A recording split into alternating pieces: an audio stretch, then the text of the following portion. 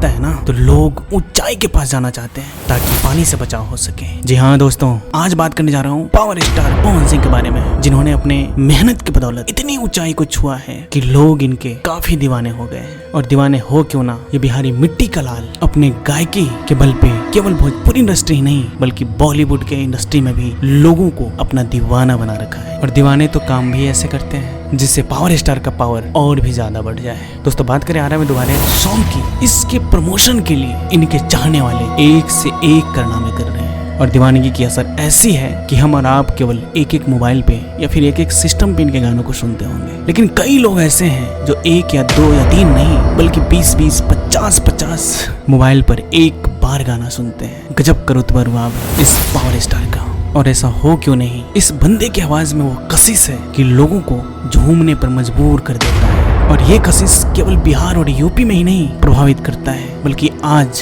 पूरे देश में लोग प्रभावित हो गए हैं। पावर स्टार इस प्रभाव को और ज्यादा बढ़ाने के लिए दिन प्रतिदिन मेहनत किए जा रहे हैं। और ठीक इसी प्रकार मैं भी इस चैनल को और अच्छा ग्रोथ करने के लिए दिन प्रतिदिन मेहनत कर रहा हूँ। दोस्तों ये वीडियो यदि आपको अच्छा लगे तो प्लीज चैनल को सब्सक्राइब कर लेना, लाइक और शेयर भी कर देना। और यदि कुछ ना कर पाओ ना तो बिहार की मिट्टी को हमेशा इज्जत करो। इसी के साथ जय बिहार, जय बिहारी।